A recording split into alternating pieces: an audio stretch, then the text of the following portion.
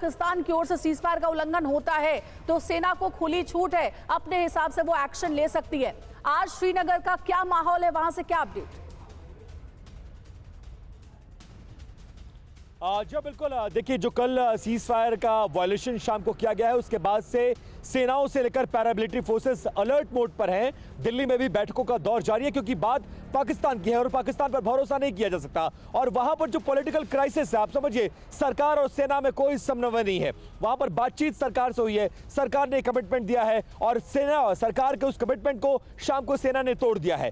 एक दिन बाद डीजे में उसकी बैठक होनी है, उसमें ये चर्चा की जाएगी, लेकिन उससे पहले सरहदों पर निगरानी बढ़ाई गई है और ये जानने और समझने की कोशिश कि आज भी अगर वायलेशन हुआ तो जवाब देना पड़ेगा, क्योंकि हम चुप नहीं बैठ सकते हैं। हमने आतंकी अड्डों को निशाना बनाया गया और आपने सिविलियंस को निशाना बनाया। ये दर्शाता है कि हम में और आप में कितना फर्क है। कल रात के वायलेशन के बाद मैं अभी तमाम सीआरपीएफ के ऑफिशियल से मिलकर आ रहा हूं, अलर्ट मोड पर हैं। उनका यह कहना है कि पाकिस्तान अपनी हरकतों से बाज नहीं आएगा। हमें उम्मीद है कि शायद आज भी कुछ ऐसा हो, लेकिन ऐसा होगा तो हम जवाब देंगे और उसी के बाद तमाम तैयारियां चल रही हैं। इस बीच जो श्रीनगर की रौनक है, थोड़ी बहुत विश्वास की बहाली हुई है। हालांकि कल शाम को 5 बजे से लेकर 8 बजे तक रौनक दूसरी थी।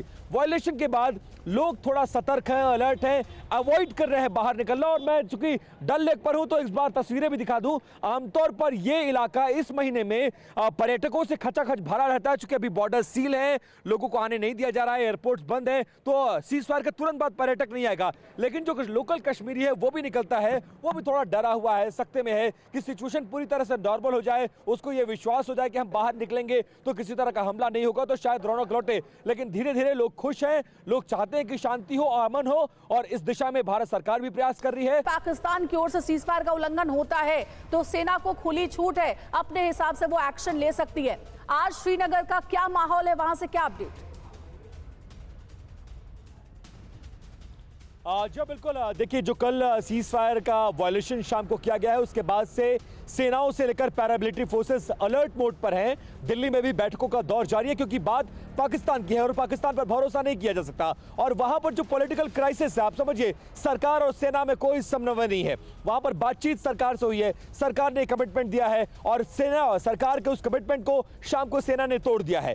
एक दिन बाद डीजे में उसकी बैठक होनी है, उसमें ये चर्चा की जाएगी, लेकिन उससे पहले सरहदों पर निगरानी बढ़ाई गई है और ये जानने और समझने की कोशिश कि आज भी अगर वायलेशन हुआ तो जवाब देना पड़ेगा, क्योंकि हम चुप नहीं बैठ सकते हैं। हमने आतंकी अड्डों को निशाना बनाया गया और आपने सिविलियंस को निशाना बनाया। ये दर्शाता है कि हम में और आप में कितना फर्क है।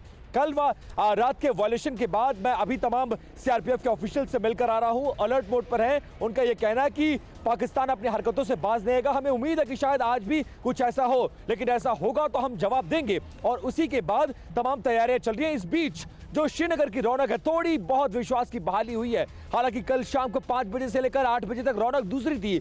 वायलेशन के बाद लोग थोड़ा सतर्क हैं, अलर्ट हैं, अवॉइड कर रहे हैं बाहर निकलना। और मैं चूंकि डल लेक पर हूं तो इस बार तस्वीरें भी दिखा दूं। आमतौर पर यह इलाका इस महीने में पर्यटकों से खचाखच भरा रहता है। चूंकि अभी बॉर्डर सील है, लोगों को आने नहीं दिया जा रहा है, एयरपोर्ट्स बंद है, तो सीज फायर के तुरंत बाद पर्यटक नहीं आएगा। लेकिन जो कुछ लोकल कश्मीरी है वो भी निकलता है, वो भी थोड़ा डरा हुआ है, सकते में है कि सिचुएशन पूरी तरह से नॉर्मल हो जाए, उसको ये विश्वास हो जाए कि हम बाहर निकलेंगे तो किसी तरह का हमला नहीं होगा, तो शायद रौनक लौटे। लेकिन धीरे धीरे लोग खुश हैं, लोग चाहते हैं कि शांति हो, अमन हो, और इस दिशा में भारत सरकार भी प्रयास कर रही है।